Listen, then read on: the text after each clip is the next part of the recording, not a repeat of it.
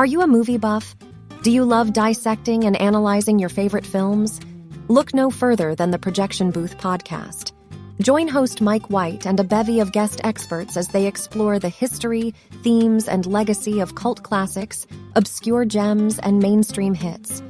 Join us every week for a unique and engaging look at your favorite movies. So sit back, grab some popcorn, and tune in to the Projection Booth podcast, available on all major podcast platforms.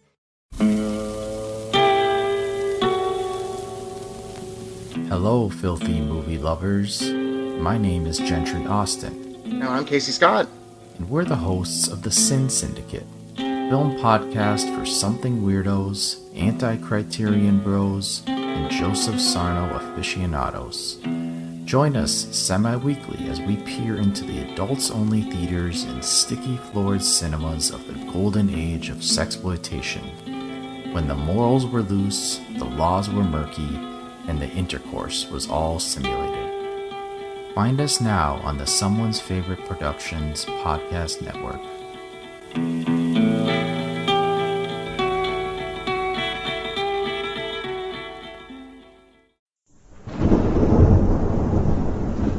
Hello, creeps. It's me, John Kassir, the voice of the Crypt Keeper, and you're listening to Chronicles from the Crypt.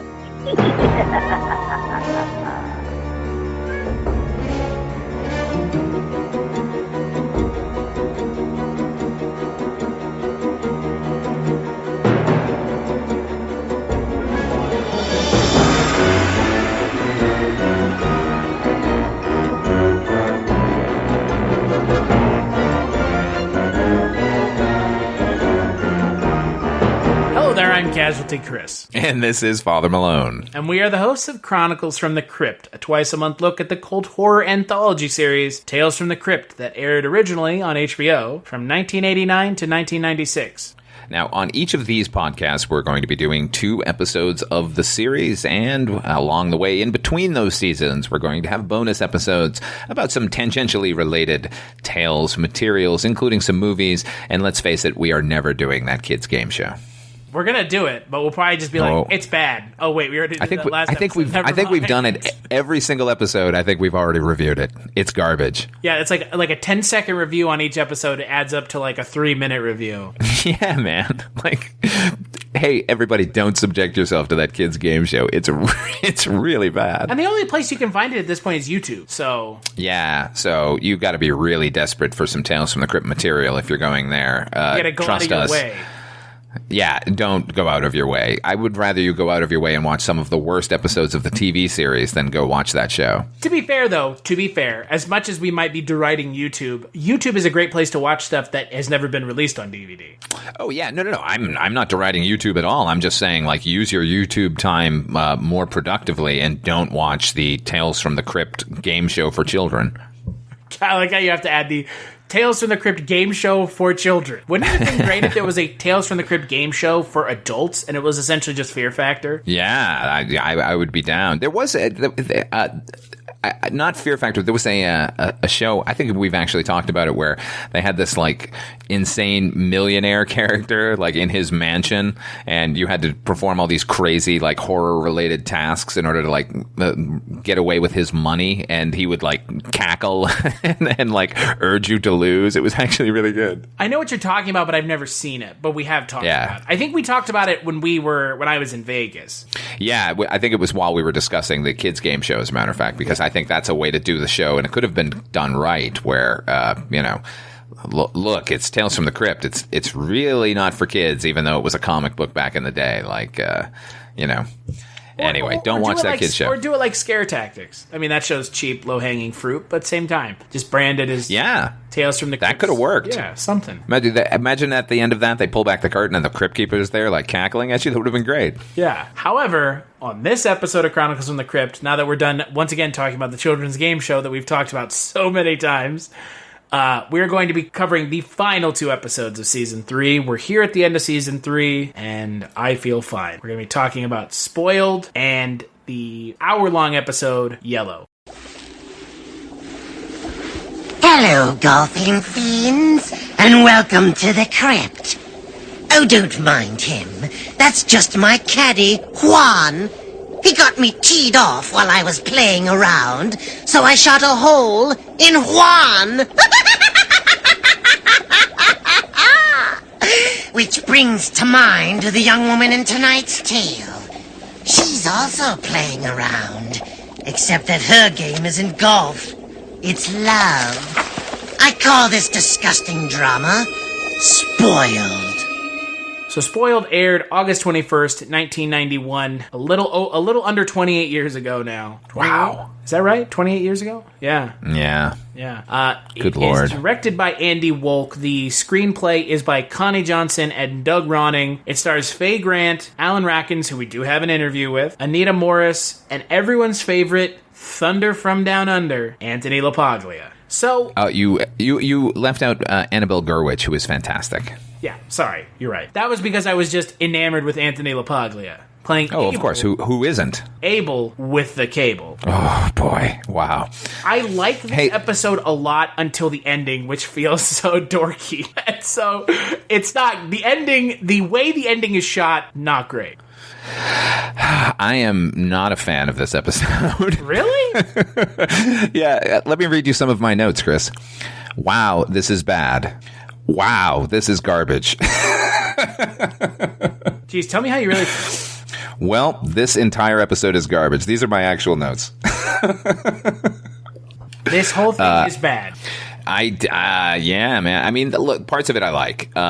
Again, with most of these, they did manage to hire really good actors, and I think that's the case here. I think these people are they're doing a great job. This ends up being kind of falls into the two categories that I hate. It is kind of a love triangle, and it is also a comedy with a K episode. Like let's play the comedy as broadly as possible.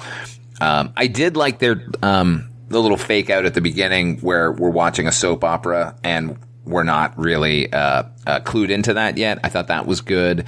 I think the parody of soap operas at the time was super spot on.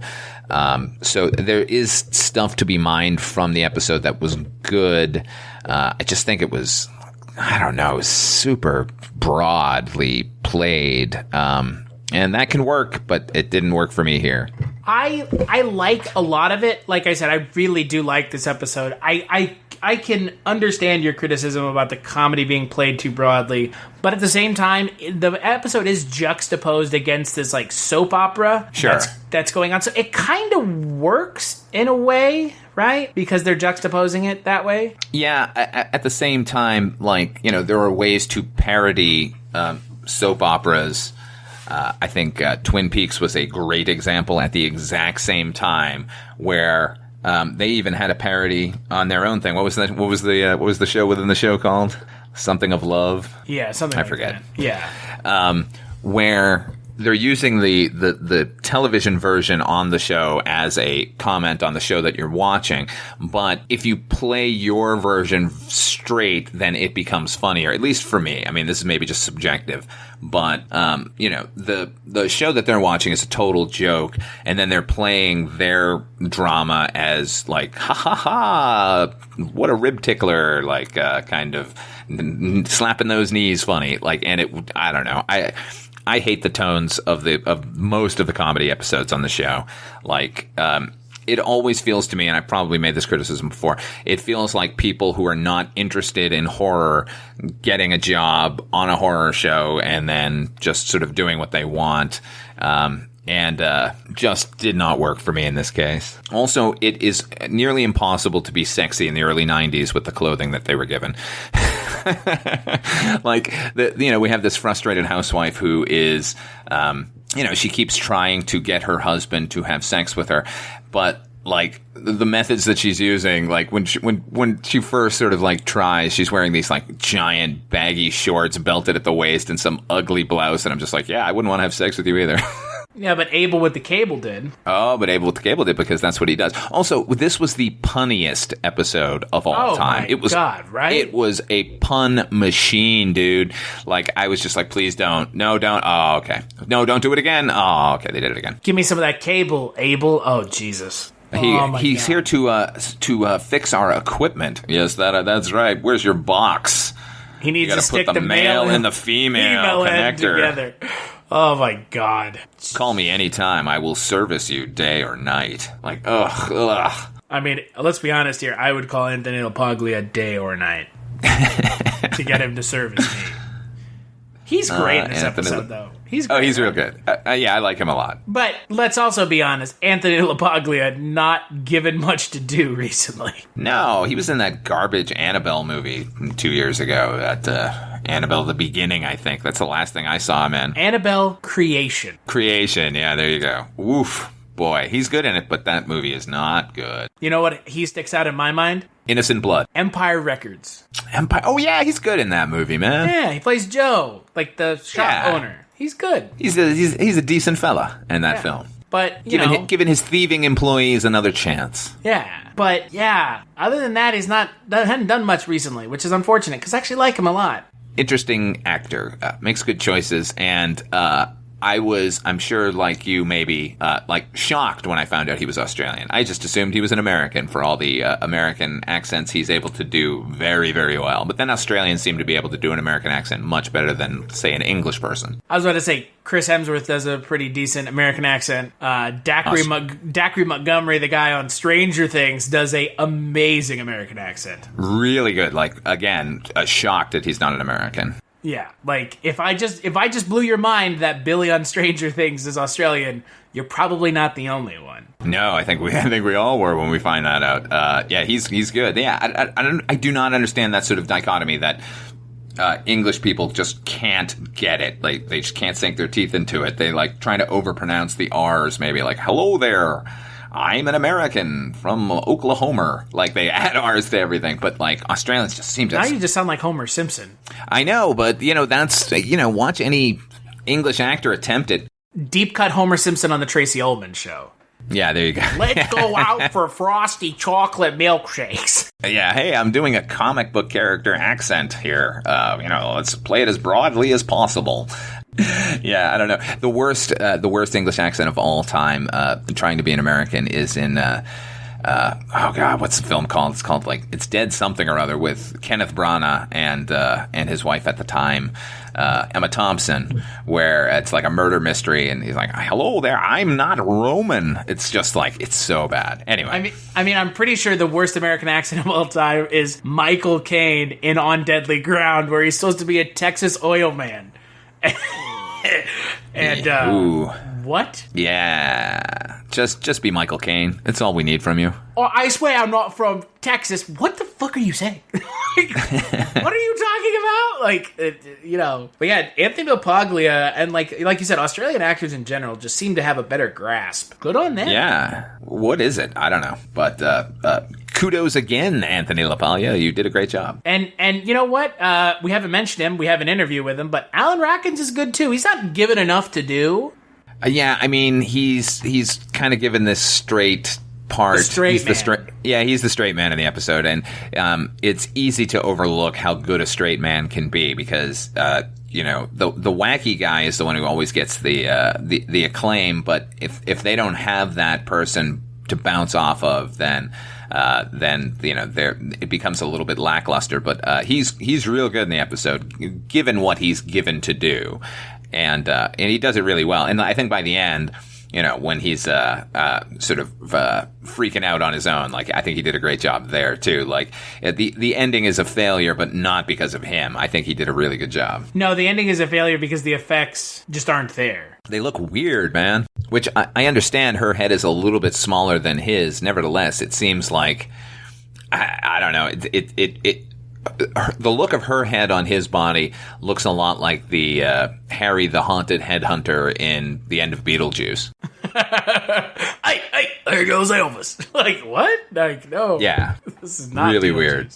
But it also felt like the fucking other body switching one, the Schwarzenegger directed episode where they have him under the Batwing doors so they can look down. Like, it just felt cheap.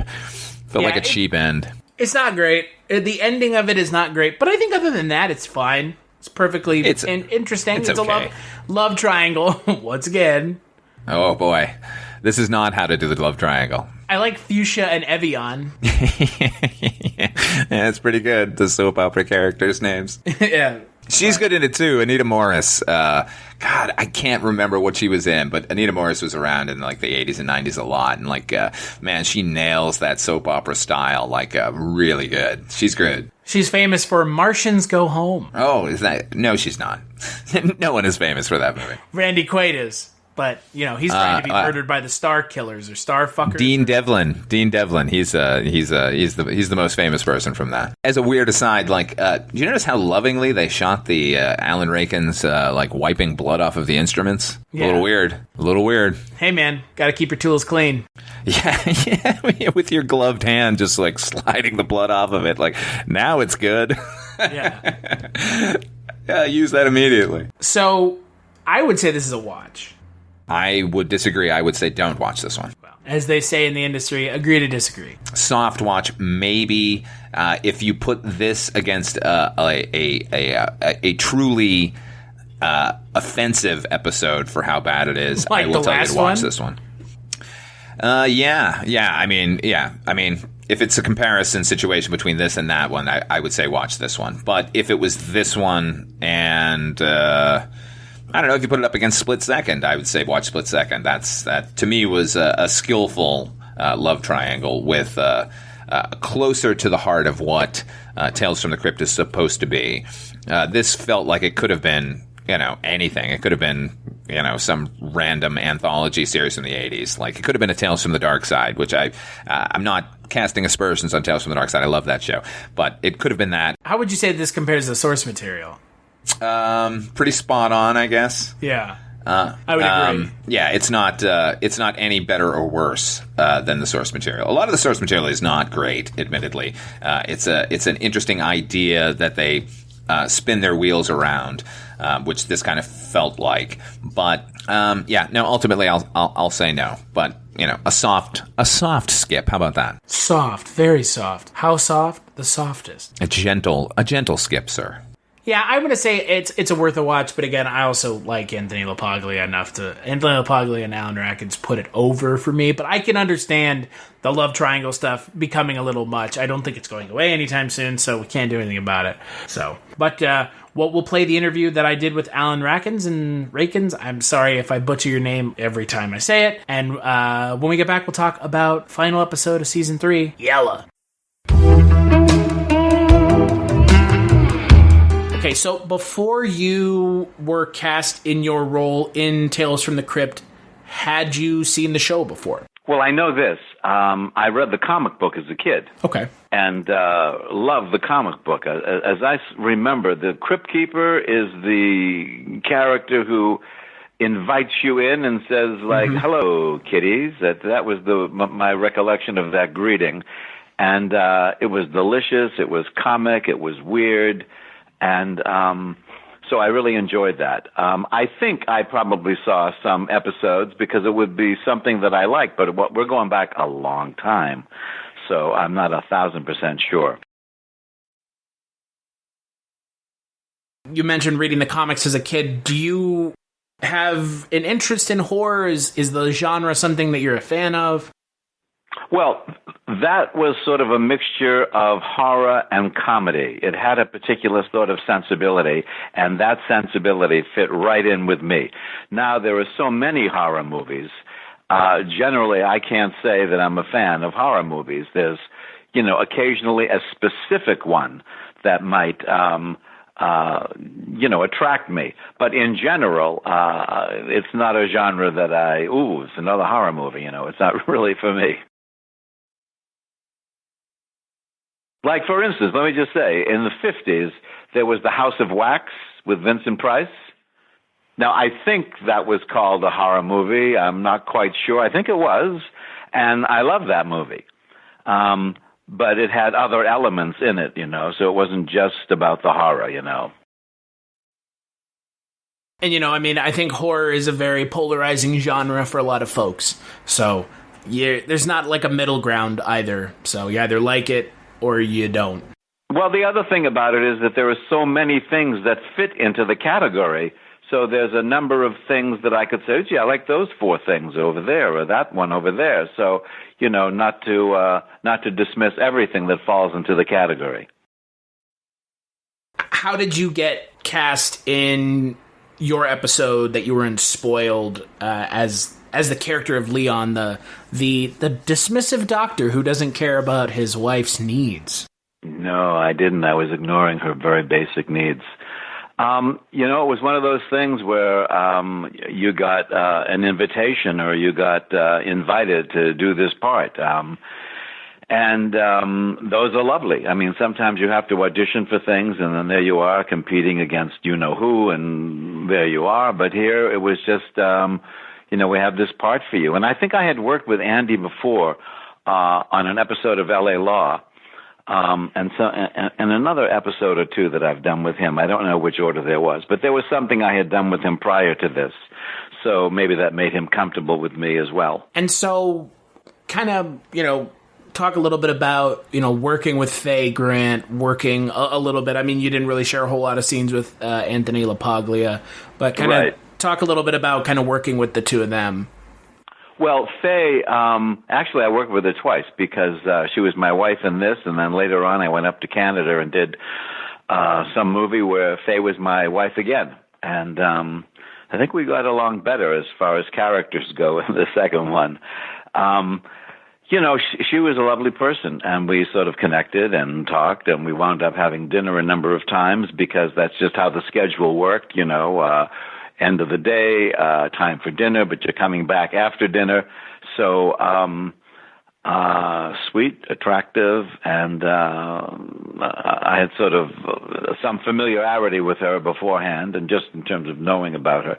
And it was great to work with her. This group, this company that made these things, I mean, they have the luxury kind of picking anyone they want, pretty much. But I mean, directors, actors, because it was going to be a short time investment, and there was a certain amount of creativity that you got to do for a story like this. And so those two things together, to be creative and to have a short time investment, I mean, gives a lot of people. It's very appealing. It's very attractive. So, and also, let me just talk about the production facility. It was up this steep driveway, and there was this huge space that you walked into that was very exciting, and there was hammering and stuff going on because they were tearing down the set from the one they just did.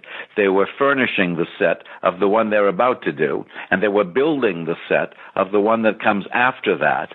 And so it was just a great feeling of being in this little creative cocoon and being like an old-fashioned movie studio because so much is going on, and there were terrific people there. Well, I mean, you mentioned the kind of the powers behind the show. I mean, Zemeckis, Walter Hill, Richard Donner. I mean, pretty big names for the time, and still, I mean, some of them maybe not so much to kind of modern audiences, but I mean, at the time, I mean, you could not have gotten a bigger group of people to kind of throw their weight behind a TV show. Completely. I totally agree. I mean, both of them, the guys you just mentioned, Walter Hill, incredible films, and Richard Donner, I mean, The Charming Superman will live forever. It's such a lovely movie. And also, when I think of, who is Walter Hill, I think of The Warriors. Yeah, me too. Well, I mean, he was pretty, had a string there of films in the 80s, action films that were just, I mean, you couldn't get any better. Totally. Than Walter Hill. Mm-hmm. So in the episode, you play, like we mentioned before, kind of a mad scientist, maybe an obsessed scientist is probably a better term. What was the second word you used? Obsessed. He's just obsessed with his work. He has blinders on. Yes. In regards, I prefer obsessed to mad. So thank you. Right. Because I mean, what he's doing is he's trying to ostensibly better the country by doing something positive, but that kind of ends up getting in the way of his wife's wants and needs. Talk a little bit about kind of what you thought about the role, what you brought to the role, kind of any influences you had kind of going into the role, what your thought was on bringing that character to the screen.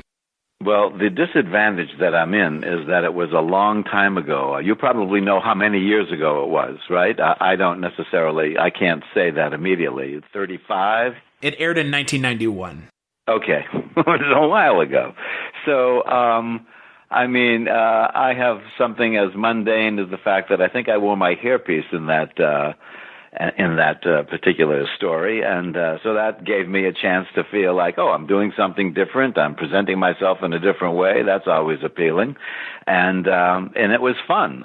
It was something that was just a lot of fun, and I had an immediate sense of just enjoying it. You know, it's not really the kind of thing where I start to do a lot of research about scientists who do research on animals and what their sensibilities are like. It's just that you read the script and you got a sense of, oh, I think I can do this, and then there's just playing off the other actors because Faye was delicious, and it was kind of like that. And did you get a chance to share any on-set time with Anthony LaPaglia? I met him on set, but I don't remember if I had any scenes with him or not at the moment. But I know that I had spent time with him, and I was there when he came to shoot some scenes. So that's really all I knew. I think that was it. I think he was complaining a little bit about something, if I remember vaguely at the time. I think he felt that he was a little too heavy and was in the midst of losing weight, and this came along just at a time where he would have liked to have had a few less pounds. Now, that's my recollection. I hope it's correct, and I hope Anthony doesn't take offense. Well, I mean, it might also have something to do with that ridiculous cutoff shirt that he's wearing, because yes, what cable guy comes to your house looking like that? Let's be... If the cable guy's coming to your house, he's not just there to fix your set-top box. Not if he's wearing that, no. No, not if he's wearing that. You spend most of the episode down in your lab, kind of, I know that's almost your entire character is essentially ferreted away down. There's even the trope of, like, when the light's red, don't come down. So, which ends up playing into the end of the episode. What was your favorite part to shoot in the episode? Well, the most challenging was holding on to the bunny, because I didn't realize, what a spring they have. I mean, I had to really hold those legs because he had an incredible spring, and he was definitely would have preferred not to be held by me, and so I had to sort of murmur apologies to the bunny and let the bunny know that this was the job that I had to do, and I was sorry for any discomfort. But he was ready to spring away at any moment, so that was really the most challenging thing. And I remember that strange kind of vaguely that lab. I mean, it was a pretty good lab that they built there, and cages and things like that. And that's about what I remember at the time. Well, and the rabbit lived in its own little house. Yeah, right. Yeah, you spent more time with the rabbit than I think anyone else on screen. Oh yeah, that it was the rabbit and I, absolutely. You mentioned the director Andy Wolk. You said you worked with him a couple other times. Mm-hmm. What was it like working with him on Tales from the Crypt? Because, like you said, I'm assuming it was a pretty quick shoot. I mean, if you were coming on set and they were still taking down the sets from the old episode, yeah, I think these things were like a week or maybe 6 days or something like that. They were very tight. Listen, Andy is the sweetest guy. I mean, he's just has a great sensibility. He's fun. He's relaxed. He talks things through. He's just the most relaxed, wonderful person to be with. So I really enjoyed working with him. His wife is a doctor.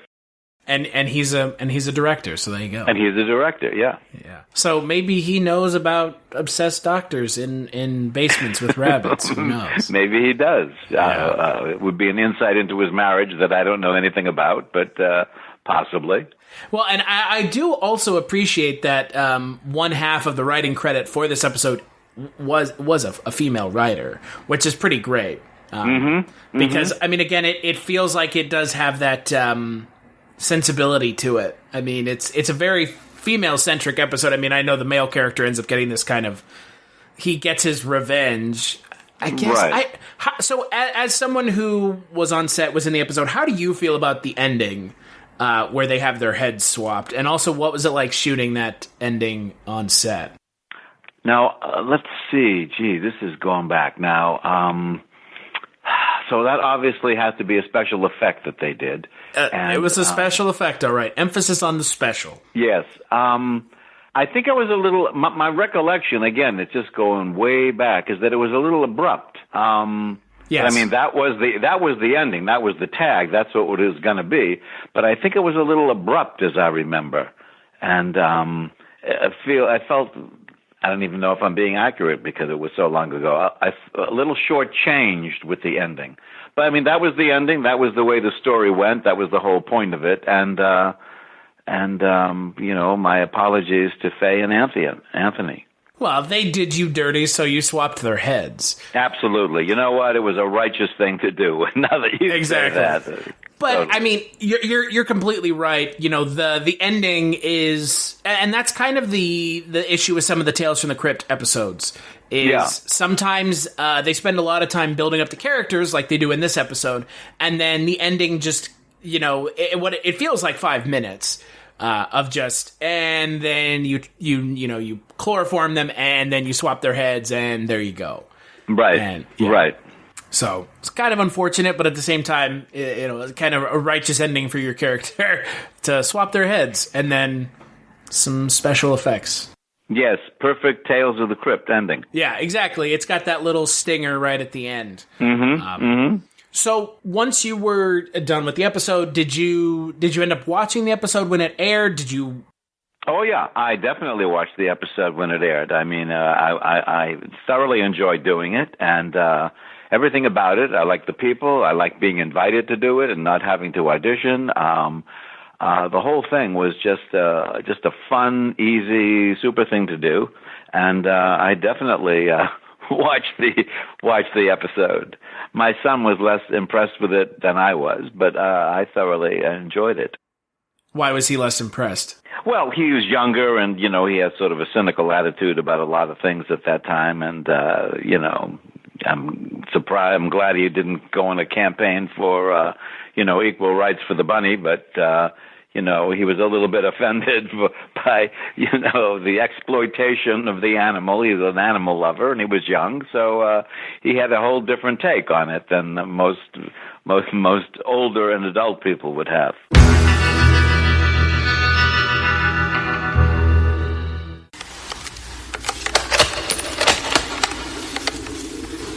Firing squad, present arms.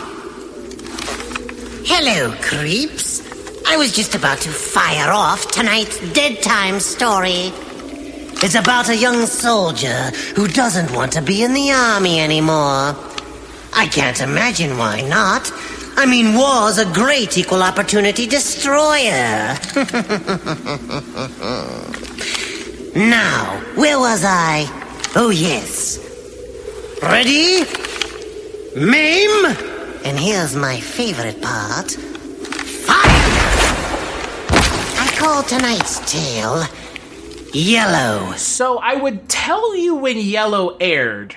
But it's a lie. But that's a lie. That is a complicated story. Similarly to Yellow. So, for those of you that don't know about Yellow, Yellow was originally part of Two-Fisted Tales, which is another comic book from EC that was a war comic. However... I mean, it was mainly war, but, sure, westerns and war. pirate tales and Sure. just any sort of machismo, related stories. Not necessarily predicated on a twist. You took the word right out of my head when you said machismo. And so what they did was they took William Sadler, a.k.a. the man who was death, and they put him in the Crypt Keeper role as Mr. Rush. However, as great of an idea as that sounds, it does not work at all because he is just screaming at the screen. I know, and I loved it. I mean, it's good in like a so bad it's good way. It's not good, but you know what I mean? Like, it's not good, but it's not like, oh shit, this is awful. It's just really cheeseball. I don't know, man. I really liked it. All I mean, I like it, but I'm not going to say it's good. Like, I'll say I like it, but it's not good. Like, it's not good. I don't know how it would have played out had it actually gone to series. I mean, this is their attempt to get another series going on HBO based on the same sort of source material. So this was just like Tales from the Crypt had a pilot with 3 stories in it. This was the same. There was a Richard Donner story, which is a Western. There was a hot rodding story featuring Brad Pitt. And then there was this, the story Yellow. So, yeah, I think a little bit goes a long way with Mr. Rush's character. I don't know if, like, you're watching, 10, 12 episodes per season or something, like, it would have sustained, but Well, let's not kid ourselves. I mean, the Crypt Keeper was different at the beginning of Tales from the Crypt. Yeah, his sort of patter and, what worked and what didn't, they kind of hadn't figured out. So, yeah, that could have been what occurred here. They could have built a little bit more on this guy's mythology. That would have been interesting. But I gotta say, something about an angry Rod Serling-esque narrator to the story, to the series, like, has not been done before or since. One who just seems like clearly angry that you're there and trying to learn these stories from him. Like, I don't know. That just tickles me to the core. I mean, again, I like it, but it's not great. Like, it's real. Oh, man. There was one where he says, like, come here, come closer. Yeah, a little bit closer. And then he puts a shotgun into the camera and fires it. Like, what is going on? It's so bonkers. I loved it. I don't know. But so it aired January 18th, 1992. This pilot did with Yellow, King of the Road, and Showdown. However, this segment, this episode, Yellow, which is a full-length episode taken from that pilot, aired August 28th, 1991. Yeah. Wait, when did the pilot actually air? The pilot aired on USA in 1992. 1992. Okay. So, Because I remember seeing it when it aired. Almost like 8 months. 8 months after this aired. Wow. Huh. Which is weird. I mean, that's weird. It is weird to just put it out there. I wonder if there was some sort of contractual thing where they had to air it in some way or something in order to continue to hold the rights to Two-Fisted Tales. That might have been the scenario. You never know. Sort of backstage what's going on.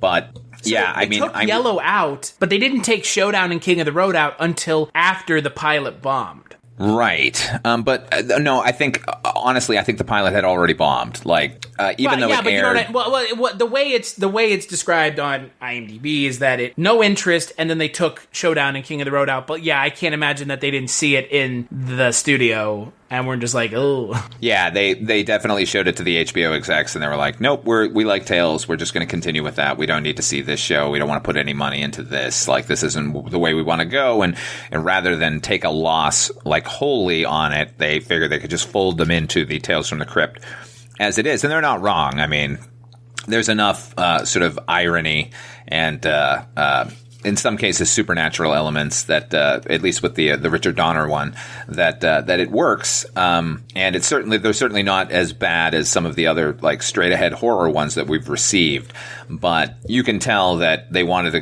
go out with a bang with this season maybe, and they're like, well, we've got this, it's an hour long, it's Robert Zemeckis, might as well like throw it on out there. So let's talk about the episode. It has a Crypt Keeper intro outro. No Mr. Rush. So if you want to see Mr. Rush, go on YouTube. That's where it is. Oh, yeah. Definitely watch that. It's great. The episode has Kirk Douglas, Eric Douglas, Lance Henriksen, and Dan Aykroyd in it.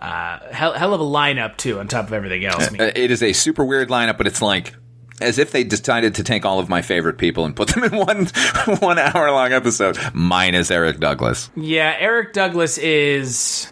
Yeah...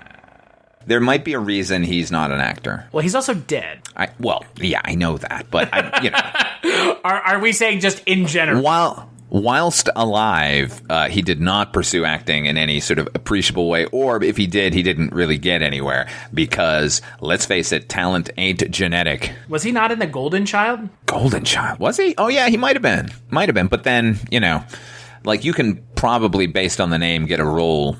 A lesser role, but it's, that gets your foot in the door, but you can only take that so far because then people see what you're actually capable of. But yeah, I think I do remember him in that. I was going to say, like, the Douglas family has had their fair share of moments with their family members. Like what Michael Douglas's son is in jail. Oh, they were in that movie, like The Family Stone or something like that. It was like all three of them. Yeah, but also isn't Michael Douglas's son in jail? He might be. For drugs? Maybe. I don't know. The nugget of trivia that I always love is that Kirk Douglas was born like, Igor Strakonich or some very, Eastern European name, changed his name to Kirk Douglas, and then wasn't Michael Keaton born Michael Douglas? Yeah, he was, and was not able to use the name Michael Douglas because a SAG already had Michael Douglas on the books. So he had to change to Michael Keaton. Yeah, even though it's not, the Douglas family is a made up name to begin with. It's a weird sort of Estevez Sheen situation. Which, it's always a fun bit of trivia, but I like this episode. It's a little plotting. It's too long by half. Oh, yeah. I mean, these episodes work because they're 30 minutes, not because they're an hour. But at the same time, you can see, I'm sure, Robert Zemeckis probably wanting to go like all out. Like, if we're going to do World War I, then I really want to do it. And I want to spend some time with these characters. And, and it was supposed to be the pilot for a show. So I'm sure that factored into it as well. Like, they wanted to show the scope with which that they could achieve. I'm not mad at the length of it. I think it's pretty enjoyable from beginning to end. Look, the liability here is Eric Douglas, who in a couple of scenes is real good, but overall just seems to be completely out of place, and he's only there because his last name is Douglas, and you have the dynamic between him and his father. I think some of the scenes between them feel a little unusual, a little bit like we're watching conversations that have probably occurred in their lives. And that's, I think, what they were banking on. But I don't know that his performance aids the episode at all. I think any other actor, even an unknown playing his son, could have made us feel for the guy a little bit more. The story is predicated that he's a coward. He's yellow, where he doesn't want to go out in the front line. He wants everyone to retreat. He doesn't want to be there. And it's about, I don't know, man. He's not great. It's all I can say. But I think everybody else really is. He gets outclassed by everybody else. Yeah. I mean, look, put him in a room with his dad and Lance Henriksen and Dan Aykroyd, for Christ's sake, who, nobody plays a military guy better than Dan Aykroyd. Like, clearly he's got that weird, deep love of all things weird and military. And aliens. And aliens. But I think Dan Aykroyd's real good in the episode. And it might be a holdover here, I think, from... Robert Zemeckis and Bob Gale and John Milius wrote 1941, which Steve Spielberg directed, but then Dan Aykroyd is in it, and I'm sure that's sort of like a holdover, like why he wanted to cast Dan Aykroyd in it. But Dan Aykroyd's real good in it. So you know what, Dan Aykroyd could have played Eric Douglas's role and done a much better job. I mean, anyone, like you said, anyone could have done Eric Douglas's role. I could have. I mean, you could have. It's just not. He's not great. The story is good, though. I enjoyed it, and Lance Henriksen is so fucking good. Well, I mean, look, Lance Henriksen is great at everything, right? Yeah. Weird energy to Lance Henriksen, but always intense and interesting. Yeah, he was in that is that Brian Bosworth movie called Stone Cold? Yes. And he's great in that. He's great in everything. He's really good. I have not seen a bad performance out of Lance Henriksen. No. I mean, even in movies where it's just he's in it for 5-10 minutes. He's just a bit player. They're great. You want to know how good he is? Go watch Color of Night. Never even heard of it. It's a Bruce Willis thriller from the early 90s, directed by Richard Rush. It's about a psychiatrist trying to figure out which of his patients is a psychopathic killer, and he's in it briefly as a painter or sculptor or something. Anyway, he's really good in it. So yeah, always welcome when Lance Henriksen walks on screen. Yeah, and you know what? Because this is, I think, the last chance we get to talk about Lance Henriksen. So the thing I want to mention about Lance Henriksen, I know everyone knows him as Bishop from Aliens. Mm-hmm. That role ended up overstaying its welcome so long. Yeah, what you mean? Like they just keep bringing his character back? Yeah, it's like, is he a robot? Is he not? Is he a robot? Is he not? Like, oh god. Yeah, I mean, he showed up in Alien 3 as the actual human version, I guess. Supposedly, but he gets bashed at the end, and his ear is hanging off, and he's totally fine. So maybe that was a robot as well. I don't know. Maybe it's just a Bishop series of robots. Yeah, as Wayland of Weyland-Yutani. But then I guess he gets retconned as Wayland in Prometheus? Yeah, that series is so muddled. It's like, it's not hard to, fix continuity in your own thing. Like, why are they... It is if you're not making an Alien movie. Yeah. That's what I'm claiming. Well, it's not an Alien movie. Oh, sure. It's just everything from Alien. And then the movie fails, and then they're like, oh, God, we have to put the xenomorph in the Alien movie. Oh, wait, people were expecting an alien in this Alien movie? Oh, shocker. Not the Deacon or whatever bullshit name they gave the alien just in Prometheus. stupid. But yeah, Lance Henriksen's great. When everyone's like, oh, he's great in Aliens, like, yeah, in Aliens, but can we not talk about anything else in that franchise that he has anything to do with? Because it's really diminishing return. And he's so good in this episode, Sergeant Ripper with his shotgun, which is great. And he kind of opens the episode where he's trying to find the lieutenant, and he keeps he keeps asking people who are already dead, "Where's the lieutenant? Damn!" And he finds out they're dead. And then one guy gets his hand shot off. Like, God damn! It's really good. I do have a quibble with the beginning of the episode, and this was sort of germane to all action films, sort of post like 85 or 86, where stunt teams had developed clearly a trampoline like machine that launches people into the air, which they do a lot on the battlefield at the beginning. It always looks like somebody just leapt onto the other side of that trampoline, or rather that like a teeter-totter, and has shot them into the air. They always fly through the air exactly the same, legs together, as if they're at a Cirque du Soleil show. And that happens a couple times in this one. In fact, it happens where there's kind of a long shot of a guy getting launched through the air and landing in a puddle of water. And then when the story has moved on a little bit, you get another angle of that same shot. And it looks exactly the same, and it's lazy on Zemeckis' part to like cut that in there. I hated that look of people just like launching clearly, like, hey, I'm a stuntman doing it. It never looks like somebody just got blown to pieces or ejected from their current position to another. So it's a minor thing, but it always bothers me when I see it.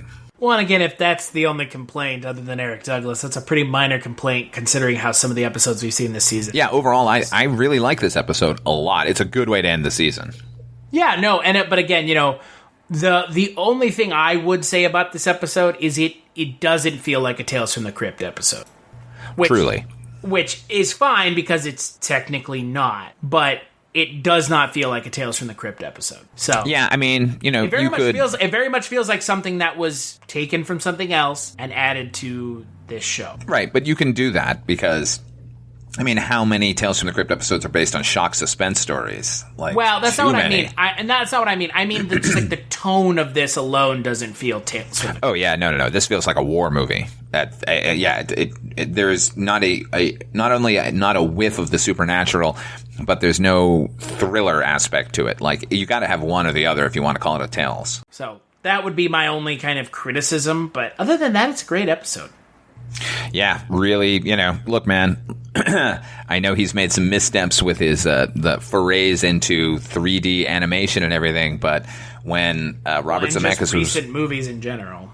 Yeah, it's a shame because there was a level of darkness to Robert Zemeckis that is sorely lacking these days, but I think was sorely lacking from most filmmakers when he was coming up. There's always a, what they call satire, the snarl behind the grin. Like, that is, to me, the definition of early Robert Zemeckis. Movies like Used Cars or 1941, perfect example. Like, that is a mean-spirited film, and he kind of got pigeonholed as kind of a family-friendly guy doing Back to the Future and Who Framed Roger Rabbit and everything.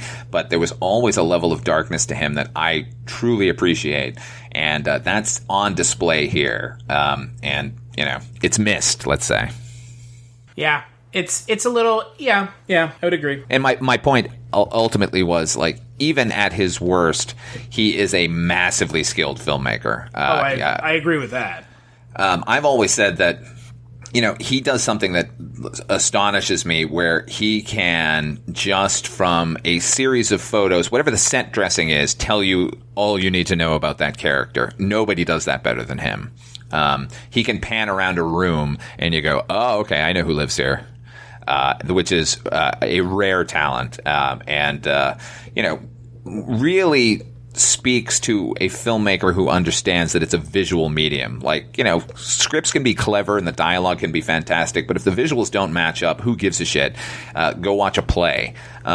His eye is spectacular. So, and it's completely on display here. Yeah, I would agree 100%. And again, it's a welcome change for the season to have it end on this high note, considering how the last couple seasons I don't think have ended on particularly high notes. No, they've just felt like happenstance, like put it out there, who cares? I mean, if this season had ended with Spoiled, that would be a huge fucking problem for me. Sure, I would agree. I mean, it's as much as I like the episode, it's not the episode I want to end the season with. So I would say this is a watch. Oh yeah, for me too. What, like 100%? Like, watch this. It's great. So that's it. We are done with season 3. So as you know, 2 things that we do. We normally talk about what our favorite and least favorite episodes of the season are, and then we're going to talk about what our bonus episode is coming up on the next episode. So, Father Malone, I'm curious for you, what was your favorite and least favorite episode of the season? Oof. God, I've blocked a lot of them out. I think our answer for least favorite's going to be the same. Is it? What's yours? Dead Weight? Yeah, Dead Weight's real bad. Dead Weight is Dead Weight is completely irredeemable. Yeah, Dead Weight's really bad. Favorite? I don't know. I mean, I lean towards Abracadaver. I like that one. Christ. There have been so many bad ones this season. I don't know. I like that one. I'll say that. How about that? I'm going to go with Abracadaver. It's Abracadaver? Fun. Yeah, it's a good... you know what? I would actually be inclined to agree with you. So I think we come away with the same least favorite and favorite. Abracadaver's fun. It's a good episode, and it's kind of it's got a bummer of an ending too. Yeah, it's I said it when we reviewed it. Like it's disturbing in ways that most of the episodes are like clumsily reaching for, but never quite achieve. And it's funny in the ways that all the comedy episodes should be funny, which is the situation is funny. But Dead Weight, man. Oof. Dead Weight is one of those episodes that I wish I could get that 25 minutes back. Yeah, not great, Red. Yeah, it is a real waste of you don't want to talk about an episode that's a real waste of everyone's time. There you have it. Just not good. Don't watch that one. Watch Abracadaver. Watch a couple of... there are some redeeming episodes this season. I think this season is better than season 2. Season 2 just felt like, what are we watching? But season 2 is bafflingly bad in a lot of ways. This season felt a little bit more on pace with, look, any anthology show is going to have hit and misses. That's just the nature of it. Nevertheless, I think the good outweighed the bad this season.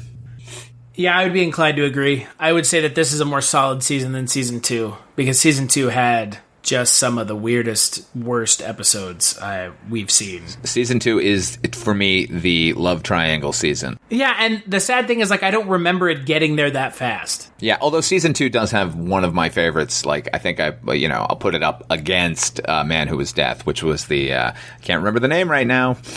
Three's a Crowd. Three's a Crowd. So good. Oh, man.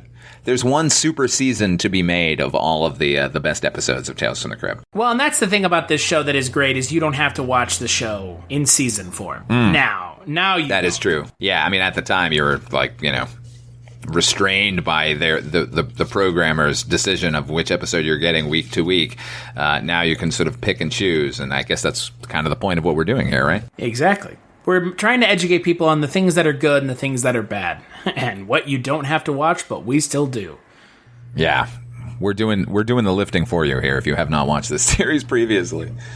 So, for our next episode of Chronicles from the Crypt, we're going to be talking about yet another anthology film. However, it is not Tales from the Crypt, but it is a horror anthology film from the early 80s. That film is The Monster Club, the film directed by Roy Ward Baker. It has everyone's favorite Ghoulie in it, Sir Vincent Price, a little bit of Donald Pleasance as well. So it's got some real heavy hitters in it. John Carradine's in that one, man. He's real good in it. It's a little hard to find, but it's worth it. And it's effectively from the same team, the same studio that produced the Tales from the Crypt and Vault of Horror movies from that decade. They, Amicus Productions, they specialized in horror anthologies. If anyone tells you to go watch a horror anthology, like, you're probably going to get the better ones from them from the 70s. Like, it's a hit and miss scenario no matter what, but they seemed really dedicated to it. And if some of the episodes or some of the stories in it don't work, then oh well, but it wasn't for lack of effort on their part. They were doing God's work back then. And this was the final film of their series. It is early 80s. It is actually 1980. Although if you were to tell me the movie came out in 1972, I would not bat an eye. But, we'll talk about it when we talk about it. And I can't wait to talk about it because I have not seen it. So, yes. Until then, where can people find you, Father Malone? You can always find me on my YouTube channel. My show is called You've Never Seen, about movies that were either once popular and are no longer, or never quite got the due that they should. And once again, I'm going to say that the show is called You've Never Seen because if you have seen the movie, you maybe haven't seen it from this perspective. Shut your mouth if you've seen it. I get it. You saw the movie. Congratulations. I posted my latest episode, and literally within 5 minutes, I got 2 comments from saying, dude, I've seen this movie. Like, okay, cool. I'm glad you did. Anyway, you can also hear me on the Dreams for Sale Twilight Zone 85 podcast with you, Chris, and our good friend, Mr. Mike White. Detroit's own Michael White. It's a good guy, that one. And you can find me on a little podcast that I also do with Mike White called The Kolchak Tapes, where we talk about Kolchak the Night Stalker. I also do my own podcast called Culture Cast, where I talk about movies, and a new podcast that a new podcast that I co-host with my friend Jess, where we talk about shows that only lasted for one season, and that show is aptly titled The One Season Show. So make sure to check that one out. We're actually talking about a horror show right off the bat, 1987's Werewolf. So head over and check those out. As always, big thanks to John Kassir for the little shout out at the beginning of the podcast. You can follow this podcast at chroniclesftc.com and at chroniclesftc on Twitter, and we'll catch you on the next episode.